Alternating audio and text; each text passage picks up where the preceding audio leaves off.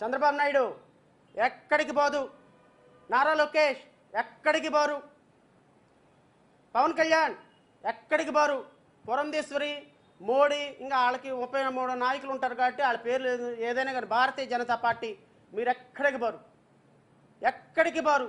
మా కబంధ హస్తాల్లో నుంచి మీరు ఎక్కడికి పోరు. నేను గుర్తుపెట్టుకో, నేను చంద్రబాబు నాయుడుకి ఒకటే మాట చెప్తున్నా, మాల సామాజిక వర్గాన్ని, మాదిక సామాజిక వర్గాన్ని 59 ఉపకులాలని టచ్ చేసి ఈరోజు మా 80 లక్షలుగా ఉన్నటువంటి వ్యక్తుల యొక్క మనోభావాలు దెబ్బతీసినందుకు కాను నేను ఈరోజు చెప్తున్నాను, తెలుగుదేశం పార్టీకి చివరి ముఖ్యమంత్రి నారా చంద్రబాబు నాయుడు, చివరి ముఖ్యమంత్రి నారా చంద్రబాబు నాయుడు.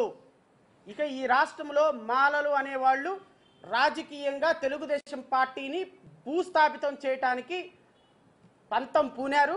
2028 2029లో జమిలీ వస్తే ఒక సంవత్సరం ముందుగా పోతారు, జమిలీ రాకపోతే ఒక సంవత్సరం ఎక్కువగా పోతారు, ఒక సంవత్సరం ఇంకొక సంవత్సరం ముఖ్యమంత్రిగా ఉంటారు, అంతవరకే.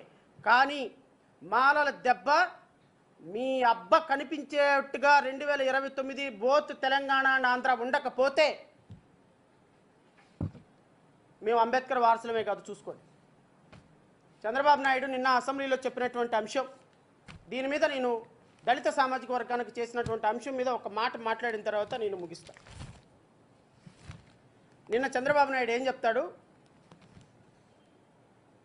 ఎస్సీ ఎస్టీ పిల్లలు చదువుకోవటానికి గురుకులాలు పెట్టాను, ఈ ఏడాది ప్రభుత్వానికి ఆర్థిక ఇబ్బందులు ఉన్నా ఎస్సీలకు 340 కోట్ల రూపాయలతో ఆర్థిక సహాయ పథకాలు అందిస్తున్నాం.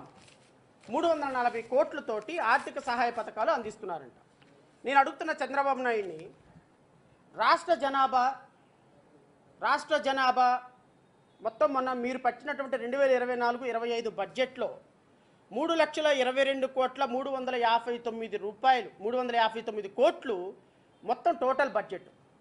ఈ బడ్జెట్లో ఫిజికల్ డెఫిసిట్ తీసేస్తే రమారమి 68,783 కోట్ల రూపాయలు తీసేస్తే రమారమి రాష్ట్ర ఆదాయం, receipt excluding borrowings, revenue deficit, the gross state domestic product, ఈ ఓవరాల్గా మొత్తం చూసుకుంటే రాష్ట్ర ఆదాయం రమారమి 2,60,000 కోట్ల రూపాయలు ఆదాయంగా, రాష్ట్ర ఆదాయంగా చూపించారు మొన్న బడ్జెట్లో చూపించినటువంటి ఈ ఆదాయానికి నేను మాట్లాడేదానికి ఏంటి సంబంధం అని అడిగితే దానికి నా దగ్గర ఒక లాజిక్ ఉంది. మీ అందరికీ తెలుసు, 2013 సంవత్సరంలో ఈ దేశంలో ఎస్సీ ఎస్టీ సప్లాన్ నిధులు కోసం SC ST Andhra Pradesh scheduled caste sub plan and tribal sub plan planning allocation and utilisation of financial resources act 2013. ఈ 2013 యాక్ట్ ద్వారా ఆంధ్రప్రదేశ్ రాష్ట్రంలో, అంటే కంబైన్డ్ స్టేట్ ఆఫ్ ఆంధ్రప్రదేశ్లో వచ్చిన ఈ చట్టం ద్వారా ఆంధ్రప్రదేశ్ రాష్ట్రంలో ఎస్సీలకి ఎస్టీలకి ప్రపోర్షనేట్గా వాళ్ళ జనాభా ప్రకారం బడ్జెట్లో ఎలాకేషన్ జరగాలి. సెక్షన్ 3 ఏం చెప్తుందో కూడా నేను ఒకసారి మీ చదివి వినిపిస్తా ఫర్ బెటర్ అండర్స్టాండింగ్. ఎందుకు అంటే ఇది చాలా రెలవెంట్ కాబట్టి ఈ సందర్భంగా నేను గుర్తు చేయాల్సి వస్తుంది. Earmarking of scheduled caste sub plan, tribal sub plan from plan outline. The state shall in every financial year earmark in such manner as may be prescribed a portion of the total plan outlines of the state which shall be proportionate to the state scheduled caste and scheduled tribe population of the state. అంటే section 3 ప్రకారంగా scheduled tribe, scheduled క్యాస్ట్లకు సంబంధించినటువంటి సప్లాన్ని section 3 ప్రకారంగా వాళ్ళు ప్రపోర్షనేట్గా వాళ్ళకి allocation చేయాలి, బడ్జెట్లో allocation చేయాలి. బడ్జెట్లో అలోకేషన్ చేయాలని సెక్షన్ 3 చెప్తున్నప్పుడు అంటే 2,50,000 కోట్ల బడ్జెట్లో ఆంధ్రప్రదేశ్ రాష్ట్రంలో ఎస్సీలకి షెడ్యూల్డ్ క్యాస్ట్కి ఎక్స్క్లూజివ్గా కేటాయించాల్సినటువంటి బడ్జెట్ రమారమి 20,000 కోట్ల రూపాయలు ఒక సంవత్సరానికి 20,000 కోట్ల రూపాయలు కేటాయించాల్సిన పరిస్థితుల్లో 2023 సంవత్సరం అంటే ఈ బడ్జెట్ ఎప్పుడైతే 2013 చట్టం కేవలం 10 సంవత్సరాలు మాత్రమే అమల్లో ఉంది. గత ప్రభుత్వం అంటే జగన్మోహన్ రెడ్డి గారి ప్రభుత్వం ఈ సప్లాన్ని Andhra Pradesh ordinance act number 1 of 2023 ప్రకారంగా మరొక 10 సంవత్సరాలు ఎక్స్టెండ్ చేశారు. అంటే 2023లో ఎక్స్పైర్ అయిపోయినటువంటి చట్టం గత ప్రభుత్వంలో జగన్మోహన్ రెడ్డి మళ్ళీ దీన్ని 10 సంవత్సరాలు ఎక్స్పాండ్ చేసి 2023 నుంచి 2033 వరకు సప్లాన్ చట్టాన్ని అమలుపరిచారు. ఈ చట్టాన్ని అమలుపరుచుతున్న పరిస్థితుల్లో ఇప్పుడున్నటువంటి ముఖ్యమంత్రి చంద్రబాబు నాయుడు కేవలం 323 కోట్ల రూపాయల బడ్జెట్ అలోకేషన్ చేసి 20,000 కోట్ల రూపాయల బడ్జెట్ అలోకేషన్ చేయాల్సినటువంటి పరిస్థితుల్లో తూతు మంత్రంగా 323 కోట్ల రూపాయలు చేసి చప్పట్లు కొడుతుంటే బల్లలు సర్దుకుంటుంటే ఏం మాట్లాడాలండి? నేను చంద్రబాబు నాయుడిని అడుగుతున్నా, ఎస్సీలకి ఎస్టీలకి నువ్వు చేసినటువంటి సంక్షేమ పథకాలు, గత ప్రభుత్వం రద్దు చేసిన 23 పథకాలు 26 పథకాలు రద్దు చేసిన పథకాలు ఒక్క పథకం అన్న పునరుద్ధరించావా? మీ మీ మీ మీ మేనిఫెస్టోలో ఏం పెట్టుకున్నారండి? వర్గీకరణ జిల్లాల వారీగా మీ మేనిఫెస్టోలో పెట్టుకున్నారు. మరి జిల్లాల వారీగా కోత ఈరోజు రాష్ట్ర వ్యాప్తంగా ఎందుకు చేస్తున్నారు వర్గీకరణ?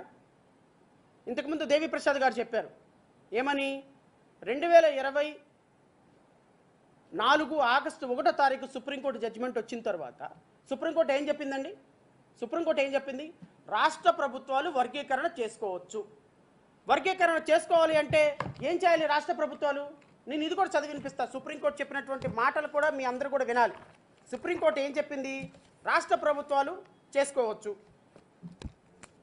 వర్గీకరణ చేసుకోవచ్చు. ఎలా చేసుకోవచ్చు రాష్ట్ర ప్రభుత్వాల వర్గీకరణ?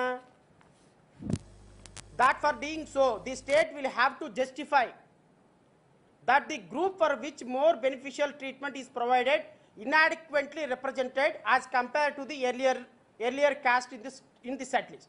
That while doing so the state will have to justify what they are doing so the state will have to justify same on the basis of empirical data that a subclass in whose favor such more beneficial treatment is provided is not adequately represented. However, why ante what Supreme Court states, వర్గీకరణ చేసుకునే సందర్భంలో ఏ community నష్టపోయింది, ఏ community empirical data collect చేసి ఆ empirical data ద్వారా ఏ community నష్టపోయిందో, ఏ community దానికి వెనుకబడతానికి గురైందో మీరు justify చేయాలి అనింది. ఆగస్టు 1 తర్వాత ఈ జడ్జిమెంట్ వచ్చిన తర్వాత నేను అడుగుతున్న చంద్రబాబు నాయుడిని, ఆగస్టు 1 తర్వాత మీరు ఏమైనా గణన చేశారా? కులగణన చేశారా? ఆగస్టు 1 తర్వాత ఏమైనా డేటా తయారు చేశారా? ఆగస్టు 1 తర్వాత మాలలు ఎంతమంది ఉన్నారు, మాదిగలు ఎంతమంది ఉన్నారు, రెల్లి వాళ్ళు